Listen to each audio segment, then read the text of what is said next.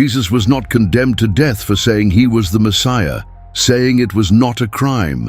That century produced several men who declared themselves the anointed one of Israel, and Rome killed them for rebellion, not for blasphemy.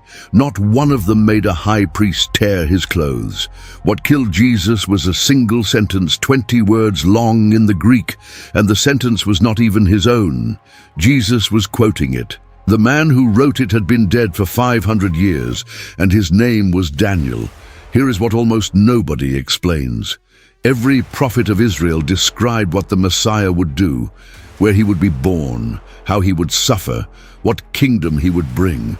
Only one described where he would sit. That seat is the most dangerous detail in the entire Old Testament. So dangerous that one of the most important sages in the history of Judaism tried to explain it in public, and his own colleagues forced him to take it back. What exactly did Daniel write? And why did repeating it 500 years later amount to a death sentence? To answer that, we have to begin with that night. Friday, still dark in Jerusalem. In a house in the upper city, oil lamps were burning, and the judges of the Sanhedrin sat waiting in a semicircle. The air smelled of smoke, of damp wool, of old sweat. Outside, the spring wind came down cold from the Mount of Olives. Inside, nobody moved. The silence was so heavy that you could hear the oil sputtering in the wicks. At the center of the room, on his feet, hands bound in front of him, stood a man from Galilee. For hours, he had been listening to accusations that contradicted one another, witnesses who said one thing and then said something different. He had answered absolutely nothing. Then the high priest rose from his seat and walked until he stood face to face with the accused. He asked the only question that mattered, whether this man was the Christ, the Son of the Blessed. The Galilean lifted his head, and he answered, 20 words. That was all. The high priest seized the collar of his own robe with both hands and tore it from top to bottom. The sound of the linen ripping cut the air like a whip. Someone shouted the word blasphemy, and in that instant the sentence was decided. Nobody asked for a clarification. Nobody asked what he meant. In a room full of experts in the scriptures, every man understood immediately. What had they understood? To understand why that one verse carried such power, we first have to understand what the other prophets saw when heaven opened in front of them. Because a pattern existed. An ancient pattern, repeated, unvarying. And that pattern held intact for centuries, until it broke. Many years before Daniel, in the days of King Ahab, there lived a prophet named Micaiah, the son of Imlah. He was an inconvenient man. Kings despised him because he never said what they wanted to hear. One day, they dragged him before two monarchs seated on ivory thrones, dressed in their royal robes, surrounded by 400 prophets shouting promises of victory. And Micaiah, in the middle of that spectacle, described what he had seen in a vision. Micaiah said he had seen the Lord sitting on his throne. Then came the detail that matters. He said that all the host of heaven was standing beside him, on his right hand and on his left, standing, thousands upon thousands of celestial beings, creatures of fire and light, not one of them seated, not one with a seat of his own, all of them upright, waiting for orders, like servants in the court of an Eastern king, because in ancient Hebrew thought, sitting down in the presence of the king was a privilege almost nobody had. To sit meant to belong. It meant shared authority. A servant stayed on his feet, so did an official, so did the highest counselors of the kingdom. Up in the heights, only one sat down. Decades later, in the year King Uzziah died, another man walked into the temple in Jerusalem, and the ceiling opened above him. His name was Isaiah. Isaiah saw the Lord sitting on a throne, high and lifted up, and the train of his robe filled the whole temple. Smoke rose until it covered the posts of the door. Above him flew burning creatures with 6 wings, covering their faces and their feet, calling out to one another that the Lord of hosts was holy, holy, holy. They flew. They covered their faces. They did not even dare to look. Not one of them had a seat. Then came Ezekiel, a priest deported to Babylon, beside the river Kibar. Heaven opened over his head, and he saw a storm coming out of the north. Wheels inside of wheels, creatures with 4 faces, an expanse like terrible crystals stretched above them. Above that expanse, he saw the likeness of a throne with the appearance of a sapphire stone. And on the likeness of the throne, a figure with the appearance of a man. 1 seat, only one, and that figure was the glory of God himself, not some other being. Ezekiel fell face down against the ground. 3 prophets, 3 visions separated by centuries and by hundreds of miles. A prophet from the northern kingdom, an aristocrat from Jerusalem, a priest exiled in Mesopotamia. None of them knew the others. None of them copied the one before. And all 3 saw exactly the same thing. 1 occupant seated, everything else upright around him. That was the order of heaven. That was the rule the Hebrew scriptures repeated without a single exception. The distance between the Creator and everything created was absolute, and it was expressed by something as simple as a chair. Nobody else sat down, ever. And then, on an ordinary night in the first year of King Belshazzar, an old man lying in his bed in the city of Babylon opened his eyes inside a dream, and what he saw broke the rule.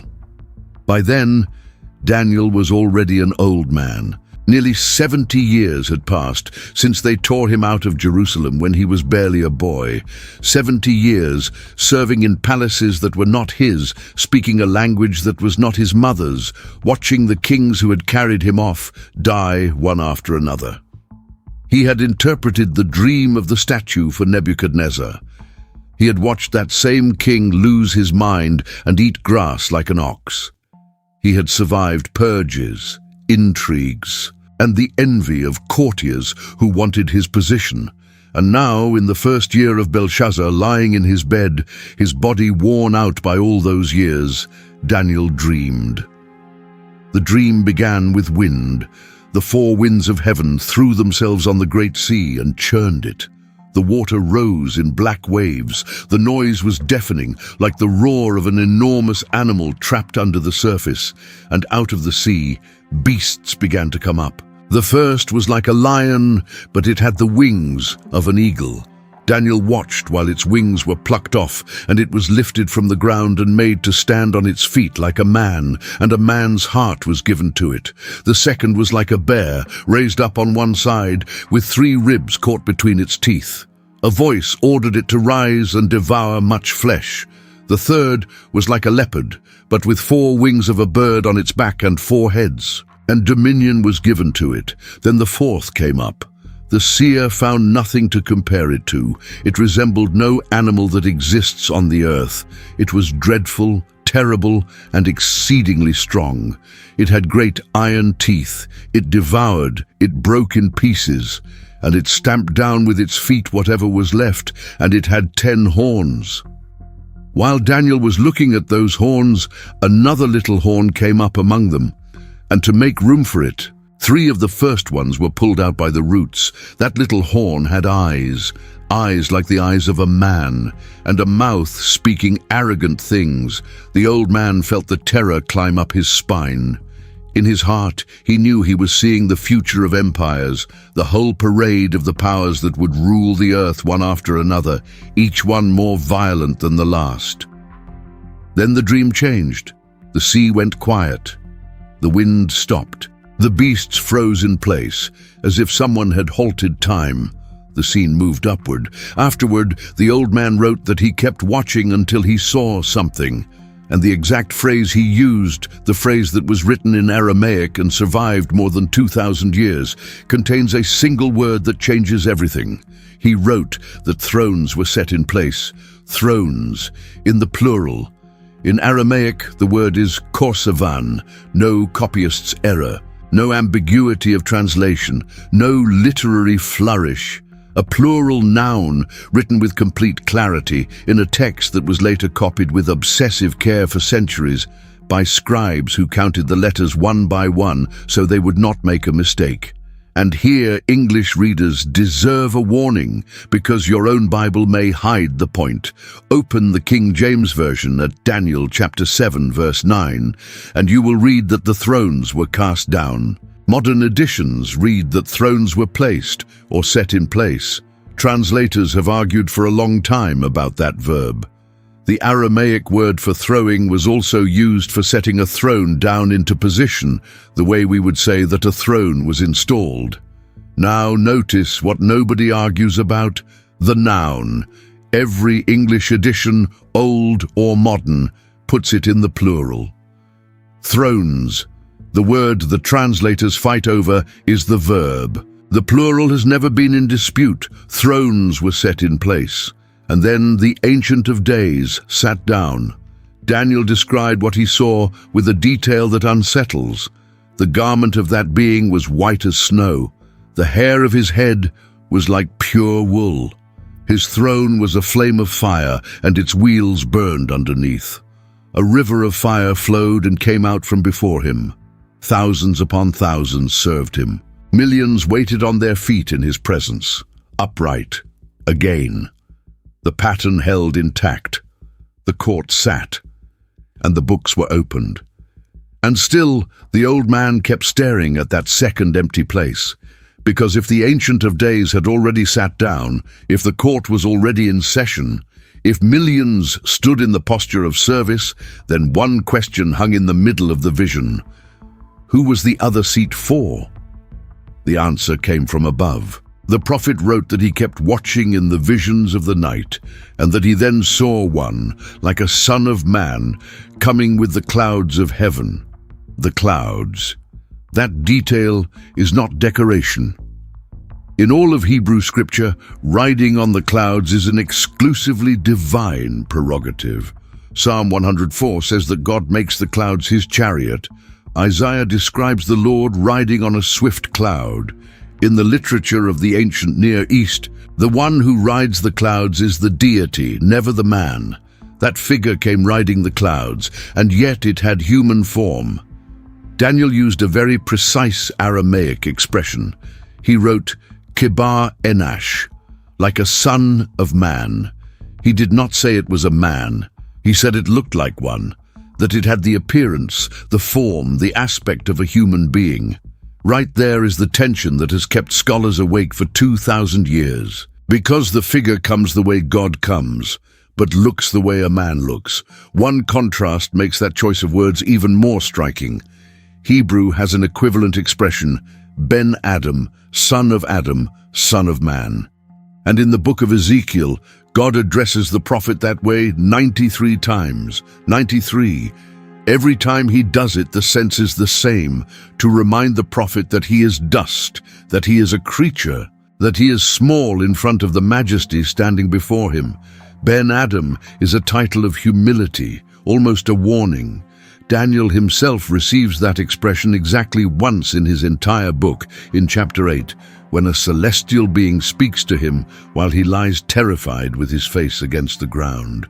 In other words, in Hebrew scripture, calling somebody a son of man was a way of bringing him down. And yet, in chapter 7, that same expression appears applied to a being who rides the clouds and receives a kingdom that never ends. The most humble expression in the prophetic vocabulary, placed on the highest figure in the entire vision. That paradox is no accident. It is the design of the text itself, and then something happened that no prophet had ever recorded. The figure approached the Ancient of Days. He did not bow down. He did not fall on his face the way Ezekiel fell beside the river Kibar. He did not cover himself with wings like the seraphim in the temple. He did not stay standing at a distance like the heavenly army Micaiah saw. He came near, and they brought him all the way into the presence itself. In Aramaic, the verb describes a formal approach, the kind used when somebody was officially presented in the court of a king. He was led to the front. He was brought before him, and there, in front of the throne of fire, in front of the burning river, in front of the millions who remained standing, something was handed to him. He was given the dominion, he was given the glory, he was given the kingdom. And Daniel wrote the words that 500 years later would make a high priest tear his garments. He wrote that all people, nations, and languages would serve him. Except that the verb Daniel chose for the word serve was no ordinary verb. That word had only one possible use in the entire book. That use was not for men. The word is pelach. It appears 9 times in the book of Daniel, 9 exact times. And to understand the force it carries, we have to go back 4 chapters to a dusty plain outside Babylon, where people once came within minutes of dying because of that same verb. It happened in the days of Nebuchadnezzar. The king ordered a golden statue built, 90 feet high and 9 feet wide. He set it up on the plain of Dura in the province of Babylon, where the sun beat straight down and the metal burned so hot you could not touch it with a bare hand.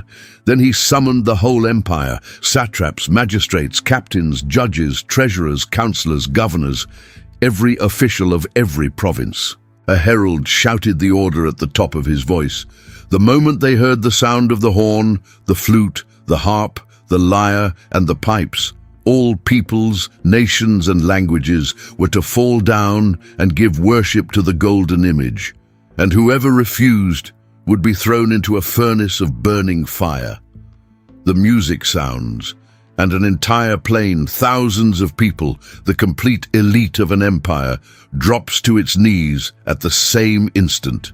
The sound of thousands of bodies hitting the dust, the smell of hot earth rising. 3 men stayed on their feet, Shadrach, Meshach, and Abednego. 3 young deported Jews, companions of Daniel, officials of the king. They were reported immediately. Nebuchadnezzar had them brought in and offered them a second chance because they served him well and he did not want to lose them. He told them that if they bowed when the music played again, everything would be forgotten. Then he asked them with contempt what God could deliver them out of his hands. They answered with one of the bravest sentences ever written down. They said that their God was able to deliver them from the furnace, but that even if he did not, even if he let them burn to death, they would not serve the gods of the king, and they would not bow down to the golden image. But if not, the face of Nebuchadnezzar changed. He ordered the furnace heated 7 times hotter than usual. The heat was such that it killed the soldiers who came close enough to throw them in. And here is the point that almost nobody explains. Those 3 men said they would not serve the gods of Babylon. The word they used is exactly the same word Daniel used 4 chapters later to describe what all the nations would do in front of the Son of Man. Pelach. Here the English reader has an advantage over the Spanish one because the King James Version keeps the link visible on the page. In chapter 3, the 3 Hebrews say they will not serve the gods of the king. In chapter 7, all people, nations, and languages served the Son of Man. Same English verb, same Aramaic verb underneath it. The dictionaries of biblical Aramaic are unanimous. The word means to render reverence to a deity, to serve a god in worship. In every one of its appearances in Scripture, without a single exception outside chapter 7, it describes only worship directed to God or worship directed to false gods. It is never used for service to a human being. It is never used for respect toward a king. It is never used for reverence toward a superior, not even a superior approved by God. A temple word, not a palace word. Now put it all together. In chapter 3, 3 Hebrews chose to burn alive rather than give pelach to an image. They stayed on their feet while an entire empire knelt. Their argument was simple and absolute. Pelach belongs to God alone.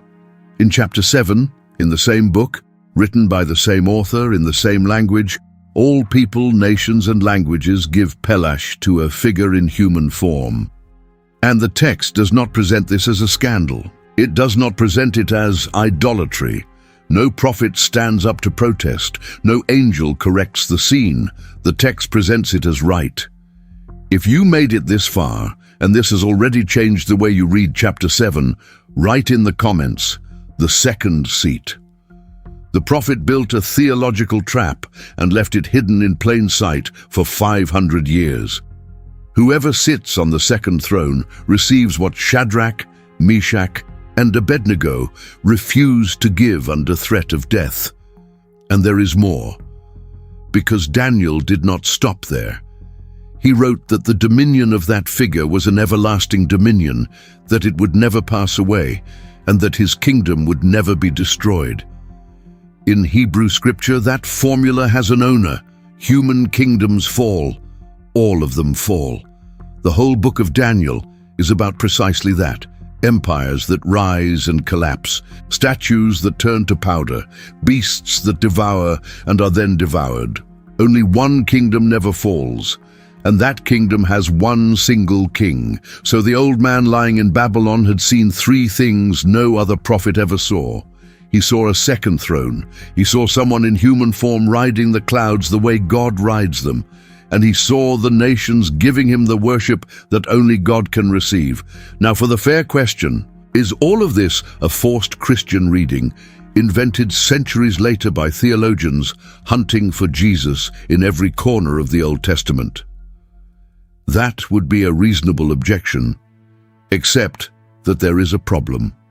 The oldest surviving text of Daniel 7, the oldest Greek translation in existence, says it even more strongly than the Aramaic does. When the book of Daniel was translated into Greek, long before the birth of Christ, the translators ran into the scene of the Son of Man approaching the Ancient of Days, and they wrote something different from what the traditional Hebrew text says. In that version, known to specialists as the Old Greek, the figure does not come up to the Ancient of Days. He comes as the Ancient of Days. The difference sits in one single Greek word. The traditional Aramaic text uses a preposition meaning up to. The oldest Greek version uses a word meaning like, which means the one who comes on the clouds resembles a son of man and at the same time resembles the Ancient of Days. Scholars have debated for decades how that reading came about. Some think it was a copyist's error, others think it reflects a deliberate theological interpretation by the Jewish translators themselves. What nobody disputes is that the reading existed. And here comes the detail that sounds like a movie script. That old Greek version of Daniel was nearly lost forever. Over the centuries, it was replaced by another translation, and by the 4th century, it had practically vanished from circulation in the Christian world. It survived in a handful of witnesses. One of them is a manuscript known as Papyrus 967, a codex from the 3rd century discovered in Egypt in 1931. Another is a codex known as Chissianus 88. There is also a Syriac version, 3 very thin threads, that is all. If those manuscripts had been lost, if the papyrus had stayed buried a few more centuries in the Egyptian sand, nobody today would know that this reading ever existed. An ancient Jewish way of describing the Son of Man with the features of the Ancient of Days would have disappeared without a trace. The dust of the desert kept safe for 1700 years, an interpretation that somebody at some point wanted to replace. And something even more striking happens, because that same fusion reappears in the last book of the Bible. Go back for a moment to the description of the Ancient of Days. Daniel wrote that his garment was white as snow, and that the hair of his head was like pure wool. Hair white like wool, garment white like snow. In chapter 7, those two features belong exclusively to the enthroned figure, not to the Son of Man, to the Ancient of Days. Now watch this. Near the end of the 1st century, a man exiled on an island in the Aegean Sea wrote about a vision. He turned to see the voice that spoke with him, and he saw 7 golden lampstands, and in the middle of them one like unto the Son of Man, one like unto the Son of Man. The exact expression from Daniel. A description followed. John wrote that his head and his hairs were white like wool, as white as snow. Do you see what just happened? John took the description Daniel had reserved for the Ancient of Days and placed it on the Son of Man. Both features, the wool hair and the snow whiteness, transferred from one figure to the other. John kept piling them up, eyes like a flame of fire, and in Daniel 7 the throne burned with flames. Feet like fine burnished brass, a voice like the sound of many waters, and in Ezekiel that same comparison describes the voice of the God of Israel. Then that figure laid a hand on him and told him not to fear, because he was the first and the last, and the one who lives. The first and the last is a title that Isaiah puts in the mouth of God 3 times, in a context where the Lord insists emphatically that there is no other besides him. So somewhere in the 90s of the 1st century, a Jew wrote a scene in which the Son of Man of Daniel 7 shows up wearing the features of the Ancient of Days. Exactly what an anonymous translator into Greek had done 2 centuries earlier, when he wrote that the figure came as the Ancient of Days. 2 authors separated by centuries, working in different languages, without knowing each other, reading the same chapter, and arriving at the same uncomfortable place. Nor is that the only buried evidence. In the spring of 1947, Bedouin shepherds looking for a lost goat walked into a cave in the cliffs above the Dead Sea in the desert of Judea. Inside, they found clay jars, and inside the jars, leather scrolls wrapped in cloth. What followed was the greatest archaeological hunt of the 20th century. For almost a decade, Bedouins and archaeologists competed cave by cave along those scorched cliffs. In August of 1952, they reached cave number 4, dug by hand into a ridge of white marl on the other side of a ravine. That cave turned out to be the main mine. Roughly 75% of all the fragments found at Qumran came out of it, and among those fragments was Daniel. 8 different manuscripts of the Book of Daniel turned up in the caves. 2 in Cave 1, 5 in Cave 4, and 1 written on papyrus in Cave 6. 8 copies, more copies than most books of the Hebrew Bible. That desert community did not merely know Daniel. It copied him, studied him, and quoted him. Non-biblical scrolls found in those caves show it too. In the one called the War Scroll, the influence of Daniel can be felt in the very way the future and the outcome of history are imagined. One detail of language almost nobody mentions is worth gold. The Book of Daniel is not written in a single language. It begins in Hebrew, switches to Aramaic in the middle of chapter 2, and stays in Aramaic until the end of chapter 7.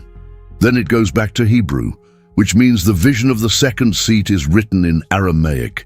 Aramaic was the lingua franca of the Near East, the language of commerce, of diplomacy, and of the street. It was the language ordinary people spoke from Babylon to Galilee. It was the mother tongue of Jesus of Nazareth. That fact means something very concrete. When Jesus spoke about the Son of Man, he was not translating a foreign concept or quoting a text that required scholarly explanation. He was using in his own everyday language the same words the prophet had written in that same language. Bar Inash, Son of Man. Not an academic citation. A phrase anyone in that room could recognize instantly, and one fragment left specialists arguing for decades. It goes by a code, 4Q246. Scholars also call it the Aramaic Apocalypse, or simply the Son of God text. The fragment was acquired in 1958, and it comes from Cave 4. It is written in Aramaic, the same language as Daniel chapter 7. It is broken, incomplete, with only one column fully legible. In what survived, 2 expressions appear that stopped the hearts of more than one researcher when the text was finally published. Son of God, Son of the Most High, and beside them, the promise of an everlasting kingdom. The debate over the identity of that figure is still open today. Some specialists think it refers to an arrogant monarch claiming divine titles for himself. Others think it is a positive, messianic figure. First-rate researchers have defended opposite positions for decades. There is, however, one point almost nobody disputes. The text depends on Daniel 7, and it was written by Jews in Jewish territory before Jesus of Nazareth was born, which means somebody in the desert of Judea, more than 100 years before Bethlehem, was reading Daniel chapter 7. And out of it he was developing the figure of a being called Son of God, with a kingdom that never ends. Christians did not invent that reading. It was already there. Nor was that the only document. A collection of Jewish texts exists known as the Similitudes of Enoch. In it, a seer beholds an ancient one whose head is white like wool, and beside him another figure with the face of a human being.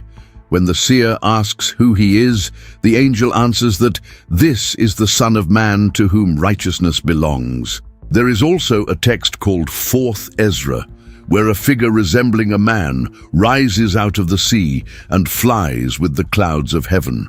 And specialists have pointed out a fact that is worth gold for understanding all of this. The Similitudes and 4th Ezra agree on two things. They treat the human figure of Daniel as an individual rather than a collective symbol, and they identify him with the Messiah. Two Jewish documents, independent of each other, arriving at the same conclusion. So when Jesus of Nazareth began calling himself the Son of Man, and did it roughly 80 times according to the Gospel accounts, he was not using a neutral or humble expression.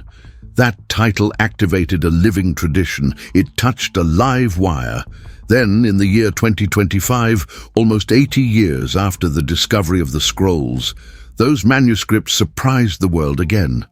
An international team of researchers, led from the University of Groningen in the Netherlands, published a study in the scientific journal PLOS 1. The problem they wanted to solve was an old one. Dating manuscripts by handwriting style is an inexact art, because almost no Hebrew or Aramaic manuscripts from that era carry a written date.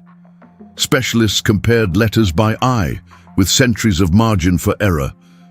So they tried something new. First, they applied radiocarbon dating with modern techniques to 30 scroll samples, obtaining 24 reliable dates. Then, they trained an artificial intelligence model to analyze the microscopic features of the writing, the curvature of the strokes, the shape of each character. They named the program Enoch. The results were surprising. Most of the manuscripts analyzed turned out to be older than had been thought. Only two turned out to be more recent, and among the redated manuscripts, one contains chapters from the book of Daniel, the scroll identified as 4, Q1:14. We have to be honest with the numbers. The researchers themselves acknowledged the limits.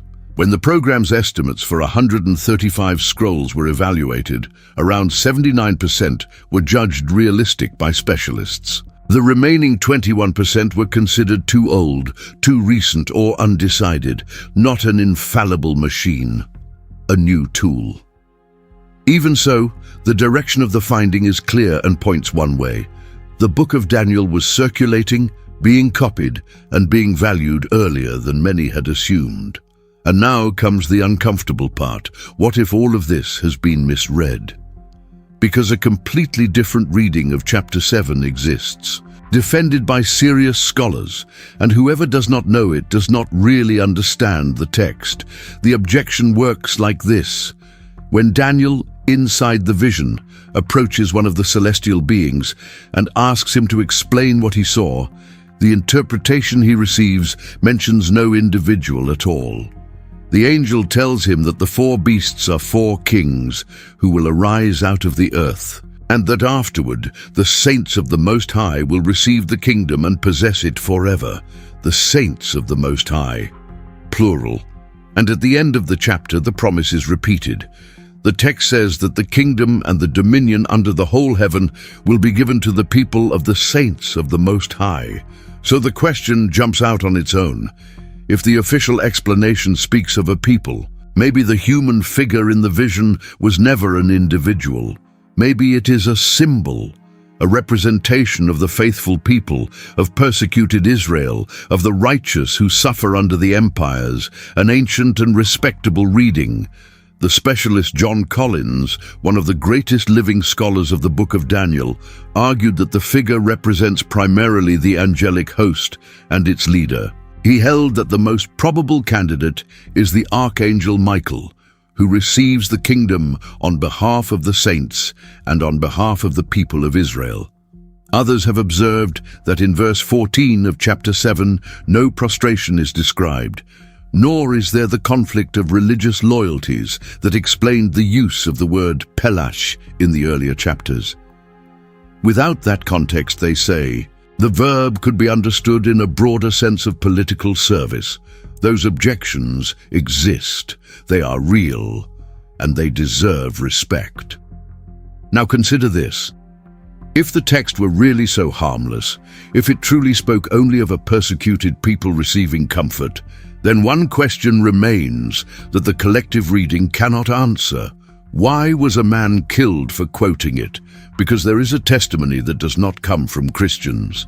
It comes from the rabbis themselves, and it is written in the Talmud.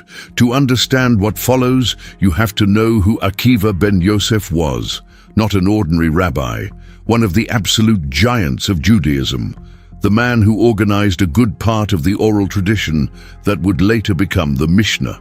A teacher of teachers, a figure so central that he is called simply Rabbi Akiva, and everyone knows who is meant.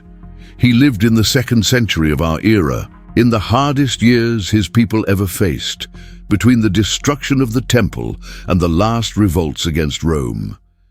And at some point Akiva sat down to study Daniel chapter 7.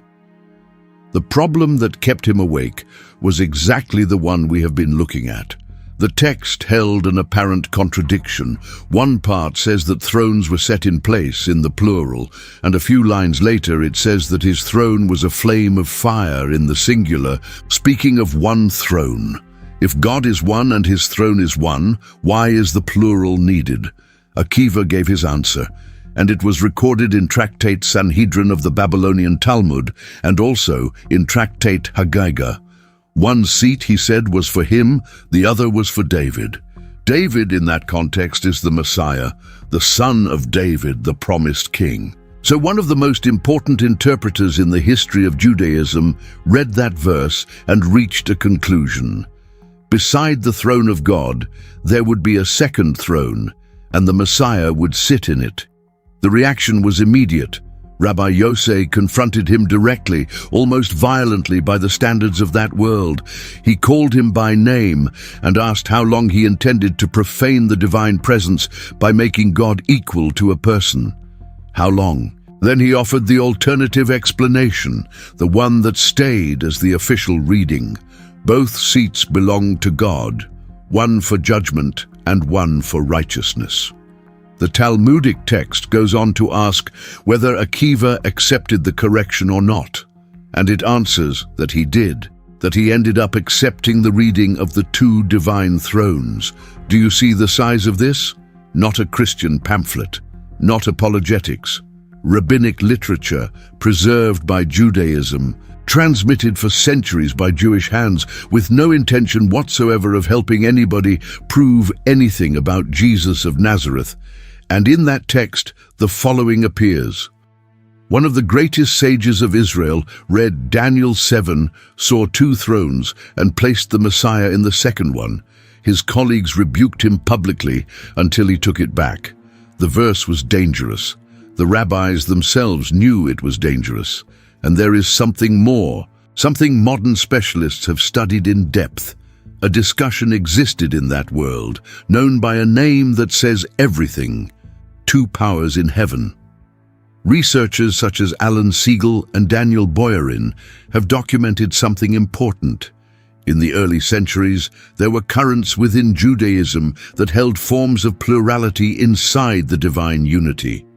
And that position ended up being declared heresy, precisely in the process of separating Judaism from emerging Christianity. One text shows up over and over in the center of that discussion. The verse the sages had to explain every time somebody asked why heaven seemed to have more than one occupant was the same one. Daniel 7, verse 9, thrones were set in place. One more testimony remains, and this one comes from the most unexpected place of all. It comes from Rome. Because the Roman historians of the first century, men with not the slightest interest in the religious hopes of a subject people in a corner of the empire, recorded something curious about that period. They recorded that in Judea there was an expectation. Flavius Josephus, the Jewish historian who fought against Rome and later wrote for the Romans, left something on record. What had pushed his people into war more than anything else was an ambiguous oracle contained in their sacred writings, according to which someone from that land would rule the world at that time. Josephus, for political convenience, applied that oracle to the Emperor Vespasian. The point is not who he applied it to. The point is that he confirmed it existed. Josephus was not alone. Tacitus, in his histories, and Suetonius, in his biography of Vespasian, wrote about the same thing. Both recorded that throughout the East, an ancient and firm conviction was circulating that at that precise moment there would come out of Judea the one destined to rule. 3 sources, 2 of them Roman and pagan. Not one with any motive to invent something like that. What does that mean? In the first century, in that specific generation, people were counting time. People were convinced that the moment had arrived, not in some undefined future, but now. And that expectation was so intense and so visible that even the historians of the empire wrote it down as a fact about the world. Where did that reckoning come from? From the same book, because in chapter 2 of Daniel, the old man had interpreted the dream of Nebuchadnezzar.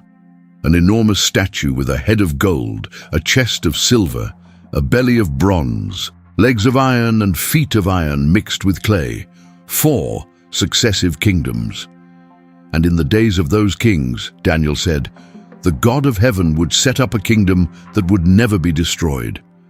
A stone cut without hands struck the statue on the feet and broke it apart like the chaff of the summer threshing floors, and the stone became a great mountain that filled the whole earth. In traditional readings, both Jewish and Christian, that 4th kingdom of iron is Rome, which means the book of Daniel had itself marked out an era. Not an exact year, not a date on the calendar, but a historical window. In the days of those kings, and in the days of those kings, with the Roman eagles planted in the soil of Judea, in the generation those historians describe as electrified by that expectation, a man from Nazareth walked into Jerusalem. And a few weeks later, with his hands bound, standing before the tribunal of his own people, he quoted chapter 7. Before we go back to Jerusalem, one quick favor. If this is helping you, subscribe and share the video with someone who studies the Bible seriously. What comes next is the part almost nobody tells in full. So now we can go back to Jerusalem. Back to the room full of lamps, to the smell of damp wool, to the 70 men seated in a semicircle, to the Galilean with his hands bound. Because now we understand what was about to happen. The Gospels tell us that the night had started badly for the accusers. They had lined up witnesses, but the witnesses were useless. They contradicted one another. One said the accused had threatened to destroy the temple, but another told the story differently, and the accusation fell apart on its own. Under Jewish law, 2 testimonies had to agree, and they did not agree. Time was running out. Only a few hours remained until dawn, and with the dawn came the feast, and with the feast came the impossibility of doing anything. Something has to be said here about the form of that meeting, because specialists have been arguing about it for centuries. Later Jewish tradition, collected in tractate Sanhedrin of the Mishnah, lays down very strict rules for capital trials. They had to be held by day, never at night. They could not take place on the eve of a Sabbath or a festival. A verdict of condemnation could not be handed down on the same day as the proceeding. They had to wait until the following day. And if the death verdict was unanimous, without a single vote in favor of the accused, the sentence was annulled because unanimity was read as a sign that nobody had genuinely looked for a defense. That night before dawn, every one of those rules was broken. It was at night. It was on the eve of a festival. The sentence was immediate, and it was unanimous. Now, we have to be honest with the data. Those rules of the Mishnah were put in writing around the year 200 of our era, more than a century and a half after the events.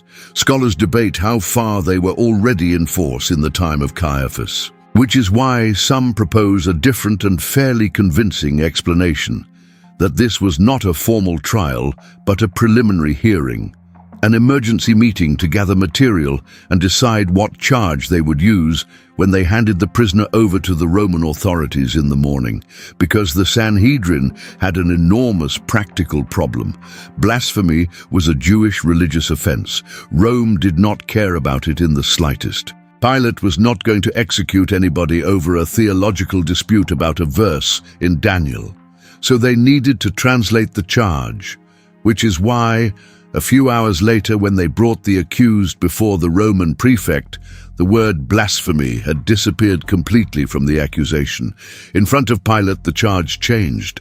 Now it was that this man made himself a king, that he forbade paying tribute to Caesar, that he stirred up the people. Sedition, treason, a political crime. What began as an argument about a place in heaven ended up converted into a threat against the throne of Caesar. The Galilean stayed silent. He did not answer the accusations. He did not defend himself.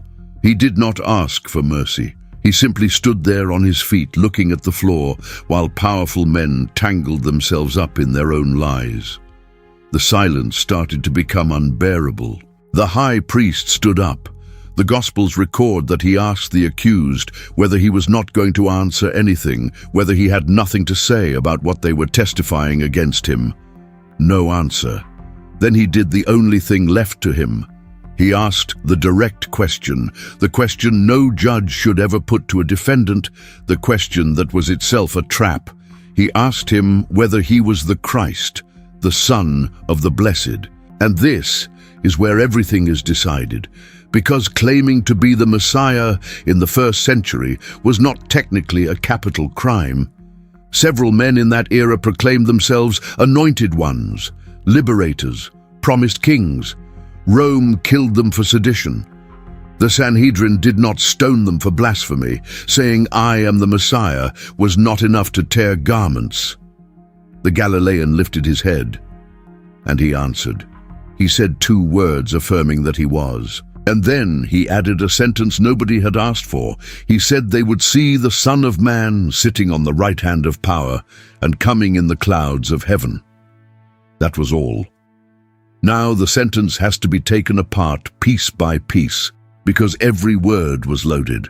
The first part, sitting on the right hand of power, comes from Psalm 110. There the Lord tells the Lord of the psalmist to sit at his right hand until he makes his enemies his footstool, sitting at the right hand in the seat next to his. The second part, coming in the clouds of heaven, comes straight out of Daniel 7, verse 13. Jesus fused the 2 texts into a single sentence. He took the psalm that spoke of someone seated beside God, and he spliced it onto the vision of the Son of Man who rides the clouds and receives the worship of all nations. And he applied it to himself. Modern scholars have identified exactly that as the breaking point. Darrell Bock, a specialist in the Gospels, devoted an entire book to analyzing this blasphemy charge. He notes a growing consensus that the key to the matter lies not in the simple use of a title. It lies in the juxtaposition of Psalm 110 with Daniel 7, applied to a human figure, attributing to him a level of heavenly authority outside anything normal. In other words, the problem was not saying, "I am the Messiah." The problem was saying, "The second seat is mine." That room was full of men who had spent their whole lives studying those texts, in a generation still arguing over why Daniel had written the word thrones in the plural, and a carpenter from Galilee had just sat down in the empty seat. The high priest needed no more witnesses. The Gospels describe the gesture with brutal precision. He seized his own garments and tore them, and he shouted that there was no further need of witnesses because everyone had heard the blasphemy. Tearing one's garments was an act of extreme mourning. Clothing in that world was expensive, woven by hand, often inherited. Destroying it meant deliberately ruining something valuable so that everyone present could see with their own eyes the size of the horror. Was that gesture a violation of the law? It is worth being precise here because this point is usually told badly. Some say the gesture was itself a violation of the law. Because the book of Leviticus forbids the high priest to tear his garments, that prohibition does exist. That much is true. But later, Jewish tradition, collected in the Mishnah, establishes exactly the opposite for this particular case. Judges who heard a blasphemy were required to tear their clothes, and they never sewed them back together again, which means the man was not improvising or losing control. He was executing a procedure, which, if you think about it, is even more chilling, because it means the high priest recognized immediately what he had just heard. He did not need to consult anyone. He did not ask for time to think it over. He did not ask what the accused meant. He heard a quotation of Daniel 7 and executed the protocol reserved for the worst religious crime that existed in his world. In a room full of experts, nobody asked for a clarification. Everyone understood. The 70 condemned him unanimously as worthy of death. Then came what always comes when power is afraid. They spat in his face, they blindfolded him, they struck him with their fists, and mockingly demanded that he prophesy. The guards received him with slaps. Outside in the courtyard, a fisherman from Galilee was swearing beside a fire that he did not know the man, and somewhere over the sky of Jerusalem, the first rooster was beginning to crow. But the story does not end at the trial, because a few years later, in that same city, before that same tribunal, somebody else spoke the same sentence. His name was Stephen. Stephen was one of the 7 men the community of the first believers had chosen to serve tables and distribute food among the widows. An administrator, a practical man. Not an apostle, he had not walked with Jesus through Galilee.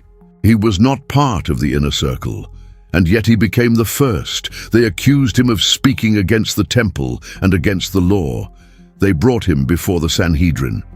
And instead of defending himself, Stephen delivered the longest speech in the entire book of Acts, a complete tour through the history of Israel from Abraham to Solomon, ending with a frontal accusation against the men judging him. The reaction was pure fury. The text says they were cut to the heart and gnashed their teeth at him. And then Stephen lifted his eyes. He said he saw the heavens opened. Standing there, he said he saw the Son of Man at the right hand of God. That is the only time outside the Gospels that this title appears applied to Jesus. In all the letters of the New Testament, in all the recorded preaching of the apostles, nobody else uses it that way. Only Stephen, and only in that moment, while the stones were already in the hands of the men who were about to kill him. One detail in that sentence changes everything, and it is a detail of posture.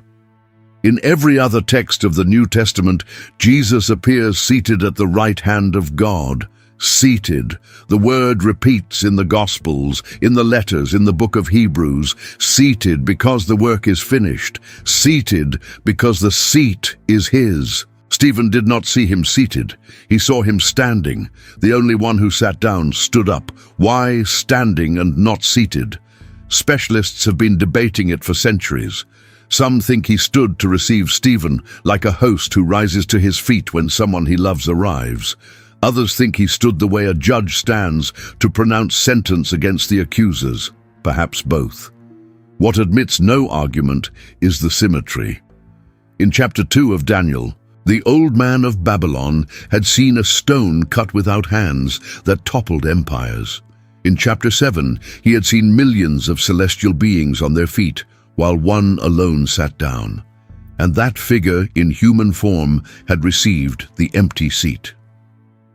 Centuries later in Jerusalem, a man about to die under a pile of stones lifted his eyes and saw exactly the same thing in reverse order. The one who had received the seat stood up for a man who was dying. Stephen fell to his knees under the stones. He asked that the sin not be laid to their charge, and he died. And a few feet away, guarding the coats of the men who stoned him, stood a young Pharisee named Saul, the same man who years later would write that at the name of Jesus, every knee would bow in heaven, on earth, and under the earth, and that every tongue would confess that he is Lord. Every tongue, all people, nations, and languages. Exactly the words of the old man of Babylon. Now it is worth stopping to think about Daniel, because the man who wrote that never knew what he was writing.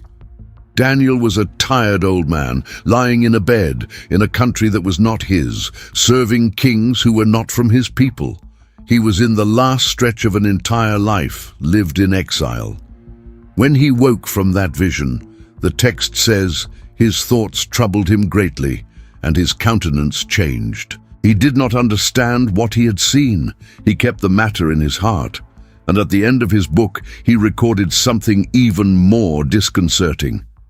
He wrote that a celestial being ordered him to shut up the words and seal the book until the time of the end. Seal, which means the prophet was told explicitly that what he had just written was not for his generation, that the words would stay locked away, that the full meaning would arrive later, in a time he would not live to see.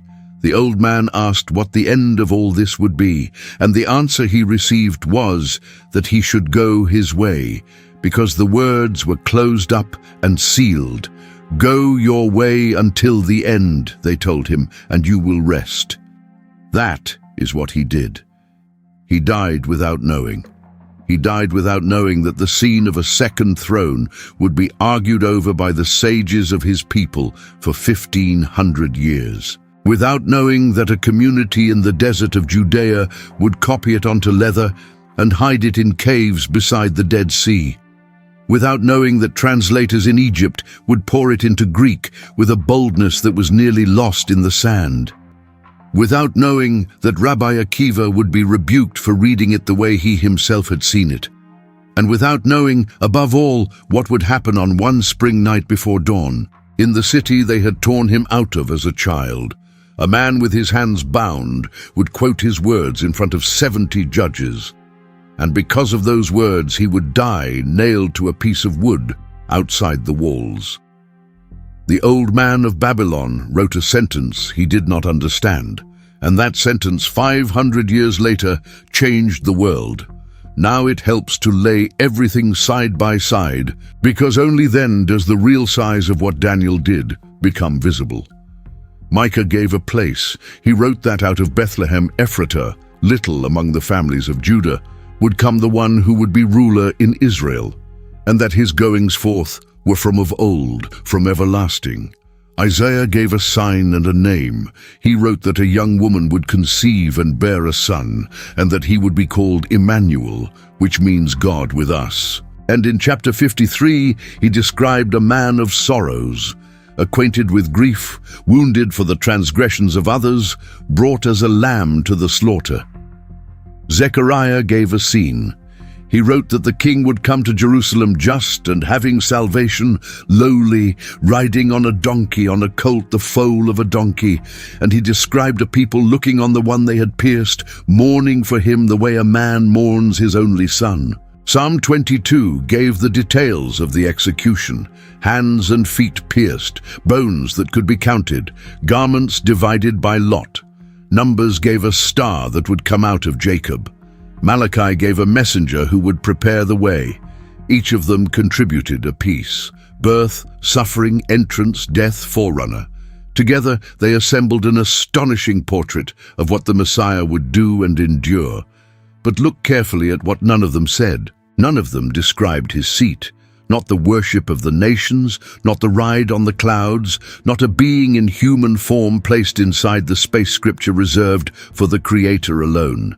One man wrote that, which is why the detail Daniel gave is of a different nature from all the others.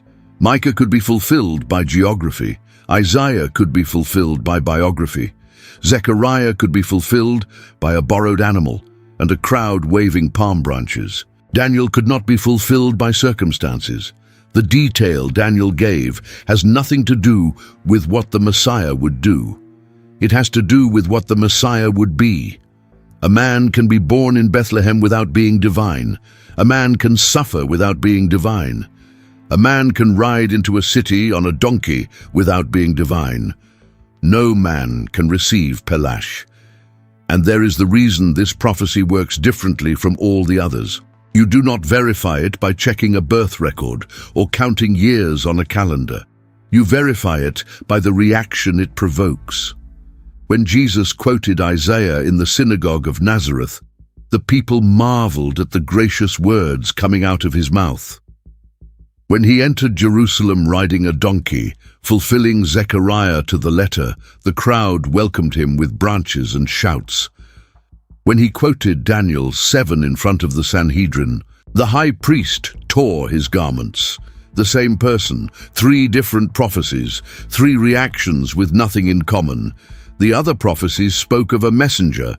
This one spoke of an occupant, which explains something many people find strange when they read the Gospels. If the title Son of Man was so explosive, why did Jesus use it for 3 whole years, in public, in front of crowds, close to 80 times according to the accounts? Why did nobody try to stone him? The answer lies in the ambiguity of the expression. To an ordinary ear, Bar Inash simply meant the man, or someone, or even yours truly, an everyday way of speaking. A fisherman from Galilee who heard a teacher call himself the Son of Man did not necessarily hear a cosmic declaration. He heard a man speaking about himself with modesty. To somebody who had spent a lifetime studying chapter 7, the same expression sounded completely different, a key hidden in plain sight. Jesus used it for years without fully turning it. He spoke of the Son of Man who has nowhere to lay his head, of the Son of Man who is Lord of the Sabbath, of the Son of Man who has authority to forgive sins. And at that moment there were indeed scribes who muttered under their breath that this was blasphemy, because nobody can forgive sins except God. The key was turning, little by little, until that night before dawn, because there, for the first and only time, Jesus did not leave the expression loose. He anchored it. He connected it explicitly to the clouds of heaven and to the seat at the right hand. He closed the meaning, and the instant he closed it, the ambiguity vanished and the room understood. One last layer remains in all of this, a layer you only see when you go back to the beginning of chapter 7 and read it whole. The prophet did not begin his vision with heaven. He began with the sea, 4 beasts coming up out of churning water, a lion with wings, a bear with ribs between its teeth, a leopard with 4 heads, and a 4th creature so monstrous the prophet found no name to describe it. Beasts, animals, power that devours. And against all of that, when the one who will reign forever finally arrives, the seer did not see a 5th beast, bigger and more terrible than the ones before. The seer saw someone with the form of a man. That contrast is the heart of the chapter. The human empires in the vision have animal form because they devour, trample, and destroy. The kingdom that never ends has human form because it devours nobody. The power that rises out of the sea is bestial. The power that comes down from heaven has a face, and that face, centuries later, was beaten, spat upon, and covered with a cloth by men who mockingly asked it to prophesy. The ones with iron teeth condemned him, and the one with the face of a man did not defend himself. There is one more thing Daniel wrote that should not be left out, because it closes the circle. In the last chapter of his book, The old man recorded a promise that appears nowhere else in the Old Testament with that clarity. He wrote that many of those who sleep in the dust of the earth will be awakened, some to everlasting life and others to shame and everlasting contempt. Resurrection, said plainly, without detours, without metaphors, without ambiguity. And centuries later, in Jerusalem, Jesus of Nazareth said something that sounds like an almost literal echo of that sentence. He said, "The hour would come when all who are in the graves would hear his voice and come out, some to the resurrection of life and others to the resurrection of damnation." The same scheme, the same two exits, the same division between two destinies, with one single difference. Daniel wrote that the dead would be awakened without saying by whom. Jesus said they would hear his voice. That is why the story did not end on the wood. The accounts tell us that on the third day, some women went to the tomb carrying aromatic spices, with the smell of dawn still cold on the grass. They found the stone rolled away and the tomb empty. They also tell us what happened weeks later. The same men who had fled in terror that night were back in Jerusalem, preaching in public, a few streets away from the room where a robe had been torn. And when they were arrested again and forbidden to speak that name, they answered that they could not stop telling what they had seen and heard. What happened between that Friday and that Sunday? So ended the story of the second throne. An exiled old man saw in his sleep something he did not understand, and he wrote it down because he did not dare keep quiet about it. An entire people copied those words for centuries without ever agreeing on what they meant. A brilliant rabbi tried to explain them and was rebuked. A carpenter from Galilee quoted them in front of 70 judges and died for them. And a man about to be stoned lifted his eyes and said the seat was no longer empty. This story teaches that biblical prophecy does not always work the way people imagine. It is not only a list of predictions being crossed off as they come true. Sometimes it is a single sentence written by someone who did not understand what he was writing, waiting in silence for centuries until somebody picks it up and claims it for himself.